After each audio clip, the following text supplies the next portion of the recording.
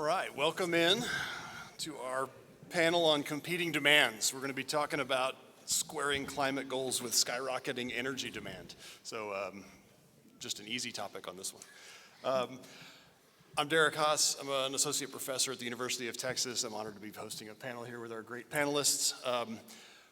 We're going to go through a little bit of a discussion, but then I also love to take any panel that I'm moderating and open it up to audience questions. I don't think we have any mics, but we'd love for y'all to jump in at the end with any questions you have. So if you hear anything and come up with a question, I'll leave some time at the end. I'd like to start off by asking all of our panelists to introduce themselves. Pavel, do you want to go first? Okay. I am Pavel Tsvetkov. I am professor of nuclear engineering at Texas A&M, director of the graduate program. My research area, reactor design and deployment applications. Thanks. Hey, I'm Benton Arnett. I'm the Senior Director of Markets and Policy at the Nuclear Energy Institute. I think you probably all heard from our CEO, Maria, this morning, but NEI is a trade association, so we represent the commercial nuclear energy industry in the United States, and it's been a very exciting time for nuclear, so excited to get started with the panel. I'm Isabelle Boemeke. I'm a nuclear energy advocate and also author of Rad Future. If you have the chance, go pick up a book by the entrance. And excited to be here as well. I'm Armond Cohen, Executive Director, Clean Air Task Force, a global environmental organization, and focusing on advanced low-carbon technology, fission among it. All right, thank you. I made a joke to one of my coworkers earlier after Maria gave her talk. I thought, well, that pretty much covered it. Maybe we can all just go have coffee, but we'll try to add a little more detail in this panel here. I think we need to start with a scoping question. So we hear all the time, I'm sure y'all do as well, that nuclear is too slow to solve climate-related energy needs. But now we have a new question that's popping up. Not just can we solve climate-related needs, but can nuclear be deployed fast enough to really meet the rapidly growing energy needs? This is partly for AI and data centers, but it's also for other industrial applications. So Armond, I think let's start with you and come this way. Yeah, let me take the first part of that. Whenever I hear nuclear is not fast enough, and my response is, well, nothing else is fast enough either. I mean, if we think about getting low carbon energy on the grid, you know, solar and wind I mean, they're making it, but they're titrating in slowly. So the way I put it, let me address the climate part of that. You know, climate is a century-long problem. It's not going to be solved by 2050. So yes, wind and solar today, there's, you know, preserving the existing reactors, uprating them, but we have to take the long view on this. So that's that part of it. But yeah, the load growth does increase the effort, and in some ways it's a gift, right? Because it makes the point that now the U.S. looks like the rest of the world, where electricity is growing very rapidly. Well, from a public perception standpoint, it's funny that, you know, the anti-nuclear argument was, it's too dangerous, the waste, and then it's like, well, it's not fast enough. And then it's like, well, it is fast, but now it's being used by data centers. So what is it? In my opinion, it's more just people making up excuses, frankly, to oppose nuclear, which is old news, I guess. And, you know, whenever I do talk to people who ask, but it takes too long to build a nuclear power plant, and I say, how long do you think it takes? And they'll say 20 years or something like that. And even if it did take 20 years, which is not the case, what's the problem with starting to build nuclear now, deploy wind and solar in the meantime? Because we know that, we don't know what the threshold is, but we know that there's a certain percentage of renewables on the grid where the value of a firm, clean source of power like nuclear really adds. And so I don't even understand that argument. Yep. So, and then in terms of, you know, the increasing energy demand, it is a problem, but ironically might also be the thing that ensures that the nuclear renaissance goes through, because, you know, there is an appetite to pay higher for electricity. Yeah, I agree with everything that was just said. I think I'll add two more thoughts to it, and I think the first is, you know, the best time to plant a tree was 20 years ago. The second best time is now. And if we had in the late 2000s, early 2010s, completed all of those reactors that we were planning on building that everyone said was going to take way too long, we'd be in a lot better spot today than we are currently. And so the same argument, I think, I agree with Isabelle completely. I think it gets pushed by largely anti-growth people who just don't want to build anything. And, you know, it takes too long, it's too complicated, blah, blah, blah, blah, blah. It's excuses. And I think we can see that there's opportunity to actually improve our construction timelines here in the United States. China's building nuclear reactors at a breakneck pace.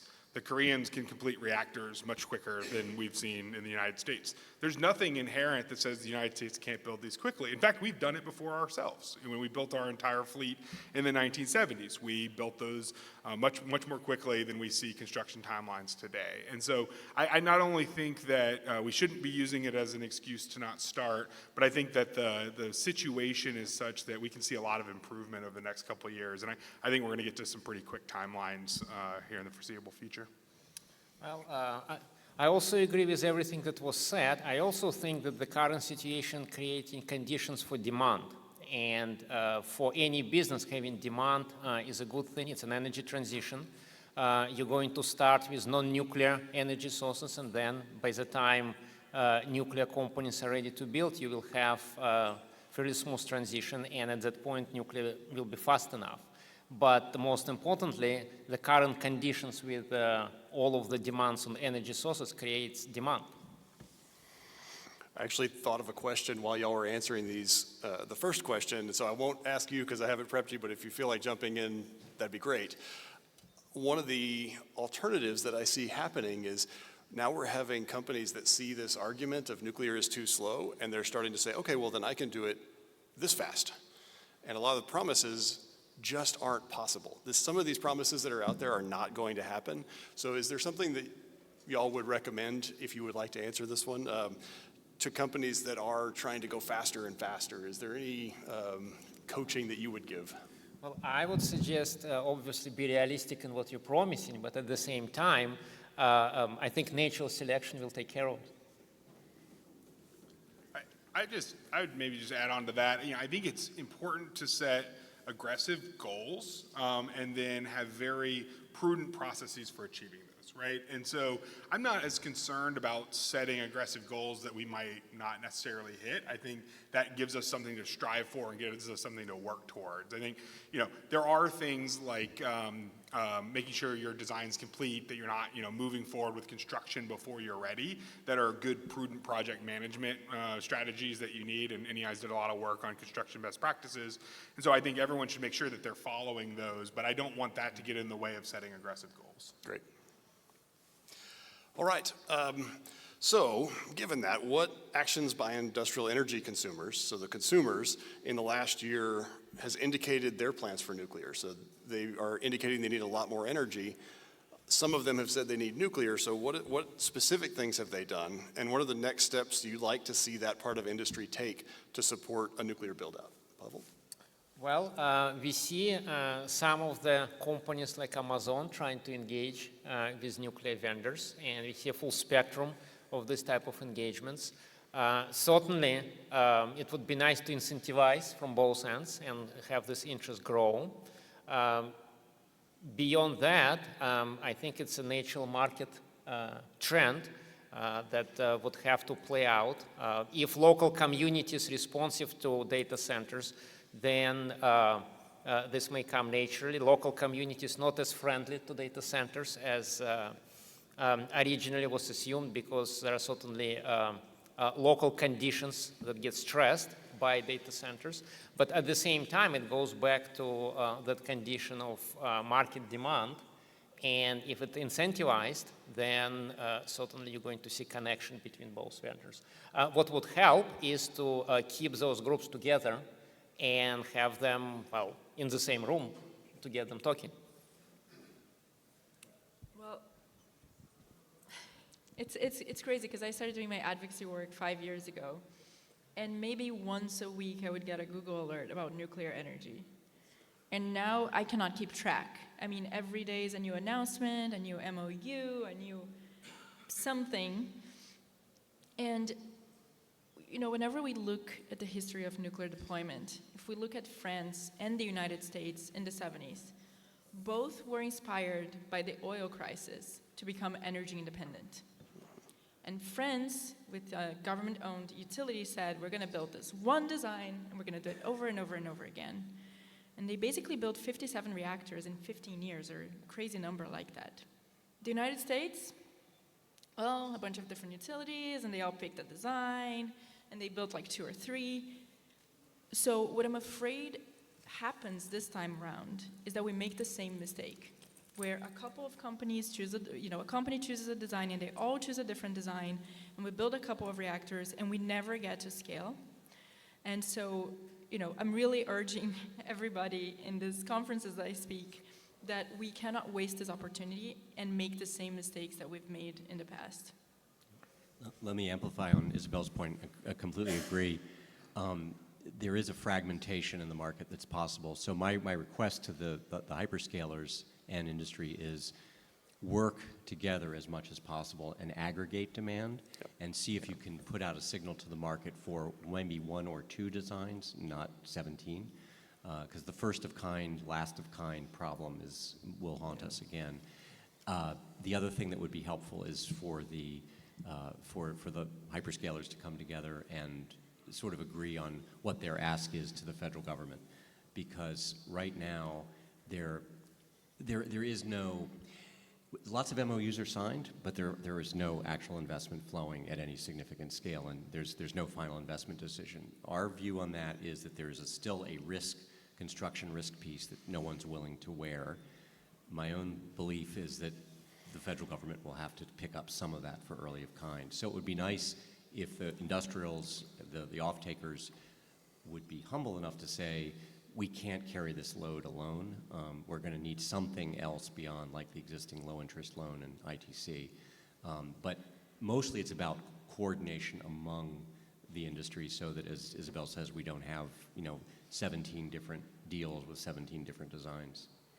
Yeah, I couldn't agree more on the public policy side. I think we do need some additional early mover support, and so we've seen industrial companies move in a couple different ways that I think are important, but that doesn't mean that we don't continue to see a gap and do need to see that filled. I'll maybe add 3 things that I'm kind of most excited about that I've seen come out of some of these industrial partnerships. And the first one is strategic capital. So, there's a lot of conversations going on about finance at this event. There's a competing event actually right now on financing, so thank you for being in this panel, but I'll touch on it a little bit here. That strategic capital, that early stage, pre-FID, licensing, building up that baseline, doing your long lead time procurement, that capital is really hard to come by in the private markets. And so finding partners who are willing to make those kinds of investments is big. And we saw Amazon make that kind of investment with X Energy. We're seeing Google partner with Kairos to help get them through some of those early stage costs. And so I think that strategic partnership providing that capital is really huge. The second piece is project management, and so I think one of the themes that we see around the world on mega projects is they're hard, and I think the one industry that we've seen deliver mega projects on time and on budget is the oil and gas industry. And so seeing Dow partner with X Energy and provide some of that project management expertise to them, I think is something that the whole industry can learn from and is going to benefit from. And then the last piece I'll provide is, they provide a prize. And I think when we are thinking about scaling a new technology or, scaling a new industry, you need that motive. You need that price motive. And so if I'm going to go, invest $5 billion in a new nuclear power plant, and I'm going to build it out, and I'm going to take on that risk, and my prize is that I get to go sell power for 3 cents a kilowatt, that's not very exciting. And so seeing the data center companies come in and say, we really want to value the kind of power that you generate, and seeing the industrial companies come in and say, we want to value that heat that you can produce, that provides that prize, which I think is going to really just help amplify and move the industry forward faster. It's interesting to see historically how the current industry and companies like Westinghouse and General Electric came to collaborate. For example, each can produce fuel of the other. They also can produce fuel for Eastern reactors as well. We start seeing the same with TRISA fuel when vendors form partnerships. We don't see similar trends yet in other reactor types, but certainly supply chain manufacturing of components begin to coalesce as well. So hopefully, in a short time, we might see standardization in some common components. I wonder if we might dig in a bit more on what we were talking about trying to identify some of those few reactor designs that we should build out. So I can see right now the argument is when we see a reactor that can be built on time, on budget, we'll buy a lot of those. What if the new question as we get closer to a reactor being built on time and on budget is, if this is a design that hasn't been run for the last 60 years, do we really believe that it's going to be reliable? Do we need to see 20 years of operation before we buy a bunch? And how does that impact the number of reactor designs that we would want to bring forward in the near term to make sure that at least one of those has great uptime, low fuel costs, high reliability? Well, that's kind of the hardest problem right now, is that all we have is history.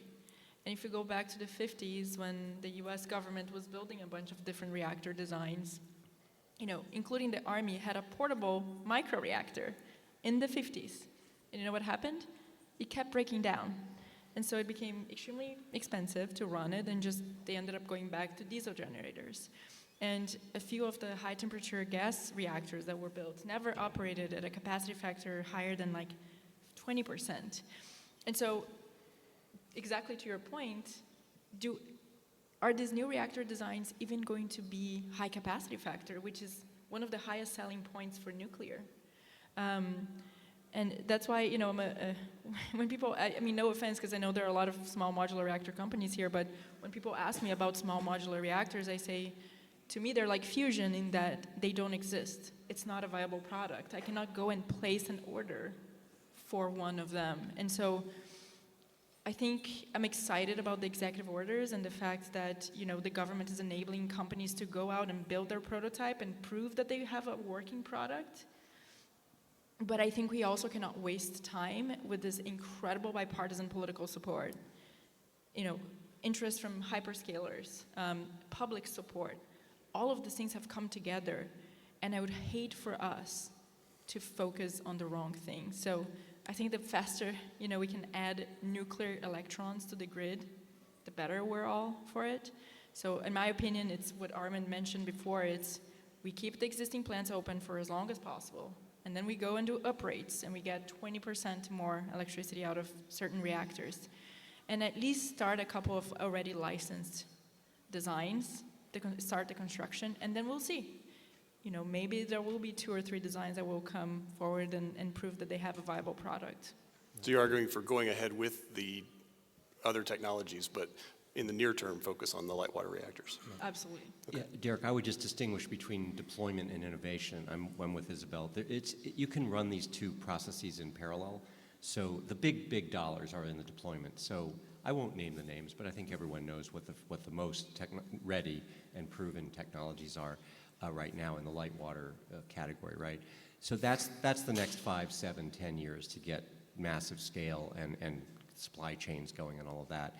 And then in parallel, there's smaller dollars being spent, like on the ARDP and the Idaho, the 11 selected reactors, and you can scale, but those are single-digit billions, not tens of billions or 20s of billions. So I think that there's an argument for innovation, but there's no argument for delay. So I think we can walk and chew gum at the same time.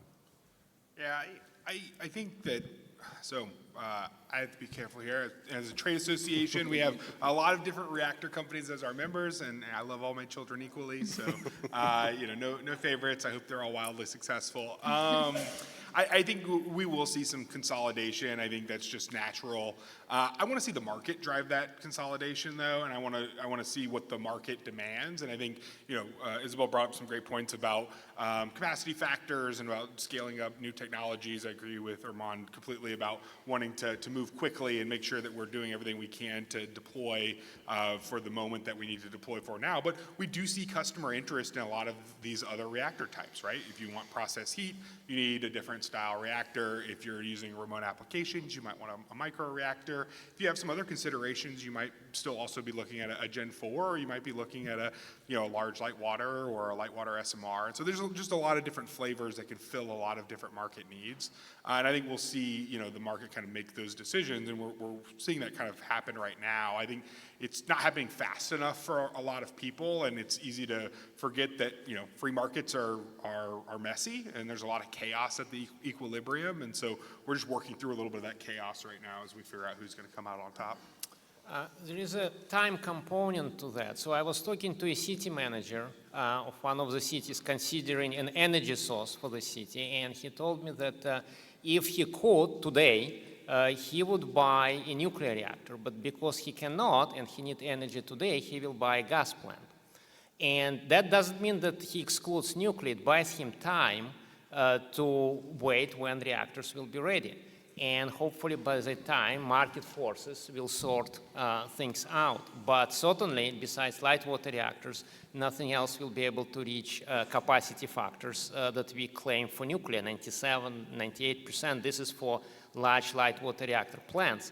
But the interesting aspect related to that, if we start seeing grid supporting large nuclear power plants, and we start seeing large nuclear power plants supporting data centers, it will be interesting to see whether incoming designs that haven't been proven yet would survive, because they may be outsourced by simply market forces of a large nuclear power that we already know how to build on time, on schedule, on budget, and there is an industry for that. Well, those were some great answers. I'm glad I asked that question, because this is one of those topics that can often get folks that are all pro-nuclear, disagreeing with each other. So thank y'all for diving into that one. We've touched on this a little bit already, but I wanted to explicitly ask what state and federal policies could speed up these deployments. So let's start with Armond. Yeah. So I think the missing piece here is the construction risk problem, or the I'll call it vodal PTSD, right? Is like, oh my God, we don't want to do that again, right? And what commissioner in a regulated environment, or what boardroom in an unregulated environment wants to proceed? It's going to be a hard argument to make, but I think the logic that Isabelle laid out of, we need to build in batches. The first couple are going to have glitches. Maybe we'll be lucky if people choose to build the AP1000. Enough lessons were learned in Georgia that units 3 and 4 will be substantially lower. We have some good evidence to that effect. But there probably is what we see in the market right now is everything's frozen because no one wants to wear that first construction or delivery risk. It's probably not a gazillion dollars. It's really quite a manageable number. I would venture in the tens of billions to build to cover that risk, which may not be needed in the end. But that keeps coming up as kind of the rifle shot thing that might actually unlock and move everyone from MOUs to FID. I can add in there too. I agree on this early mover side that there remains a gap, right? And I think some of that gap is perception. The Vogtle project was brought up. So, just as a little background, right? Vogtle 3 and 4 were AP1000 projects that were built in Georgia. And so Southern kind of took one on the chin for that. They came in a good bit over budget, and there was delays and a lot of media around that. If you talk to Southern today, they will tell you that they're glad to have those reactors online, though, right? They were able to finance them at an incredibly low rate in the early 2010s, and so actually, from an economic standpoint, those look pretty good. But going forward, I think everyone looks at that project and says, I don't want to risk that kind of a repeat. We've had a lot of lessons learned from that. I mentioned our kind of construction best practices that NEI put together following the Vogtle project, and I think as long as folks are following those practices and they're being very prudent about why they're moving forward, how they're moving forward with construction, I think we have a very reasonable pathway to avoid those kind of same pitfalls again. But that perception of risk still remains, and so we've been supportive of some kind of a federal backstop policy. Senator Risch last year introduced a bill called the ARC Act, which provided a cost overrun guarantee from the federal government for new projects. We're hopeful that will be reintroduced this year, and I think that would go a long way to just providing some confidence among some of these early movers to make that plunge. I don't even think they'll necessarily need the facility, but just having it available would be enough to move forward. And I also think state policy has a huge role to play. We saw the state of Texas make a big move this last legislative session to provide dollars to help build up that capacity. And I think if you're a state looking at at everything that's happening with energy demand and looking at everything happening with nuclear, if you can be a leader in that supply chain and you can be a leader in starting to build some of those projects in your state, then you're going to have that environment to encourage more of that type of development, and you'll be able to support more economic growth. The only element to add to that is to make sure that there is a sustainability of workforce, that there is no really gaps, because ultimately the long duration projects and gaps between those projects certainly will create interesting features in workforce, and that may impact viability of some of those projects. So I'll take that as a cue, as an opportunity to plug. We published a report from the University of Texas along with many input from many other collaborators on workforce development. It is intended to be just the starting point of a discussion, so if you're interested in the workforce side, please do a quick search for nuclear workforce development in University of Texas, and thanks to all of the folks that contributed to that. Last question for me.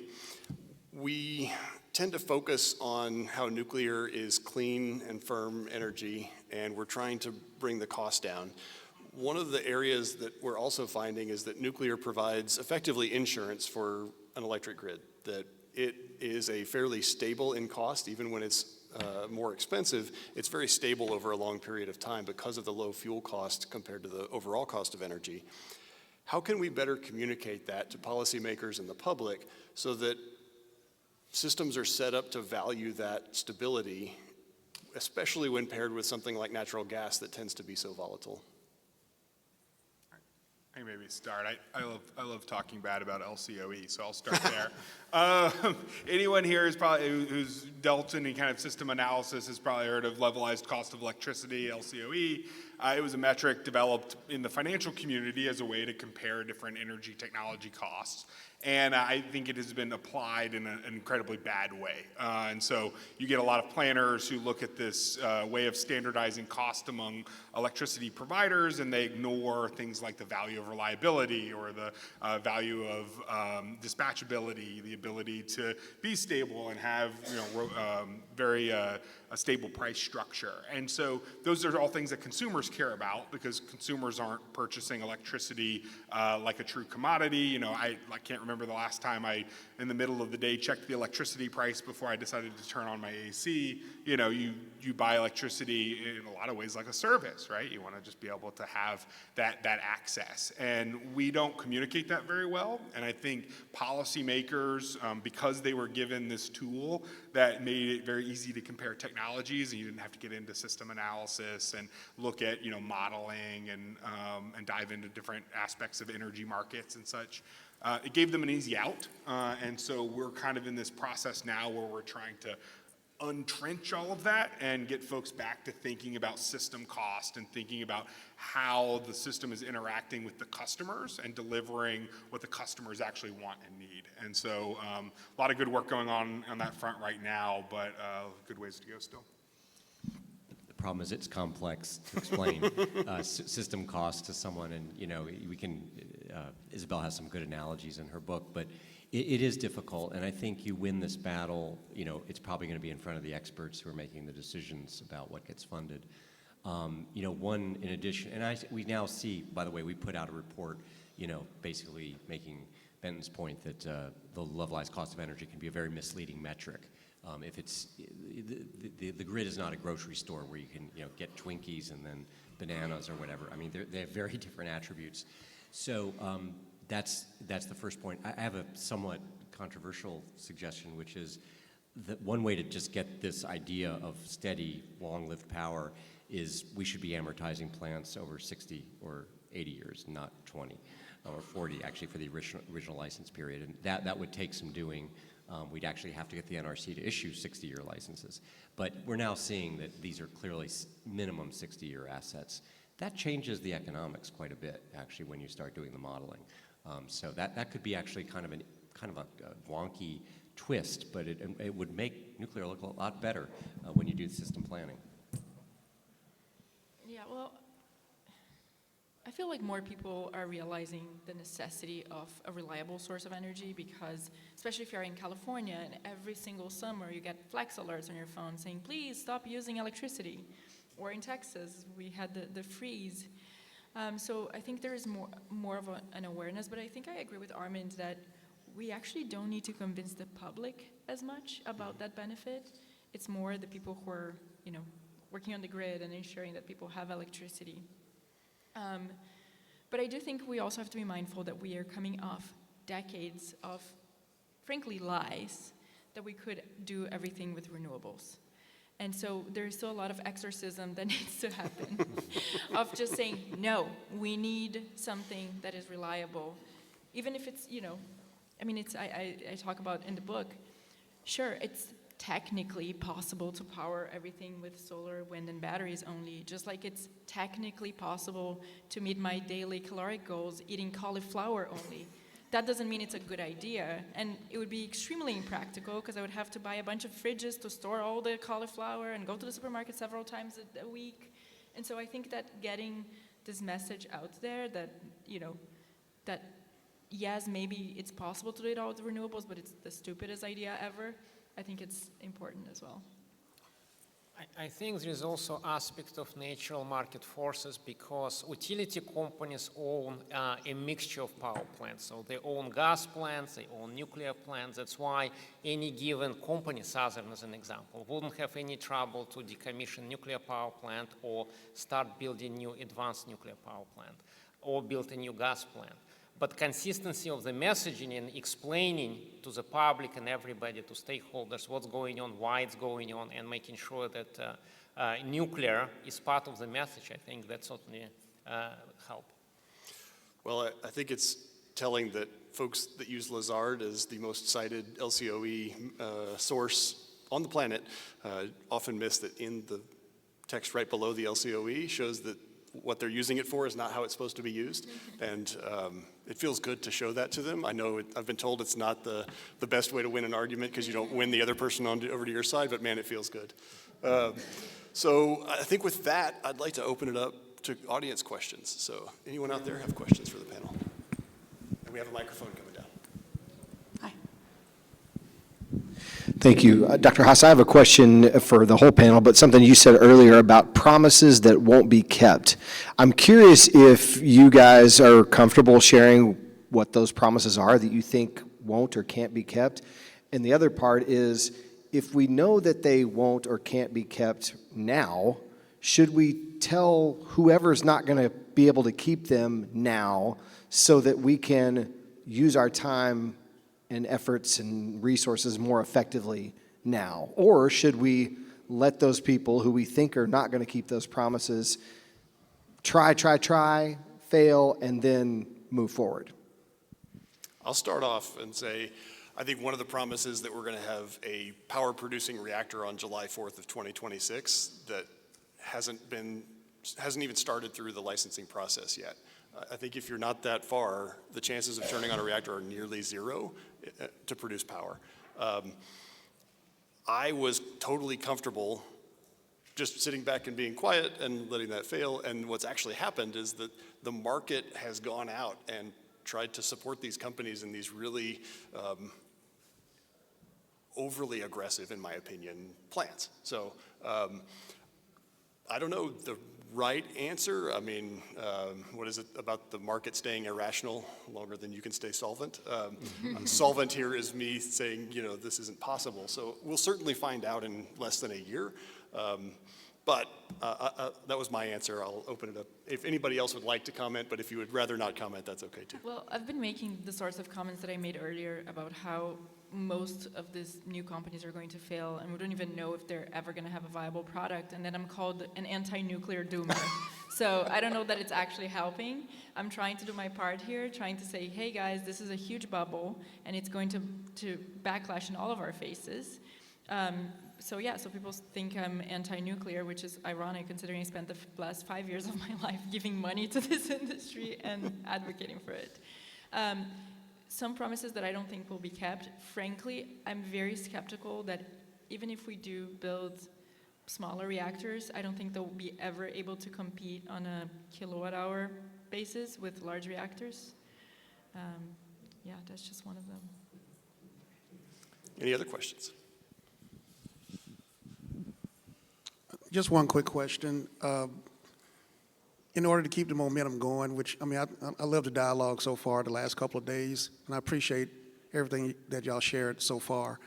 I'm just curious, historically, you know, like the momentum with nuclear has gone up and down, but a lot of it based on whatever administration is in place at the time.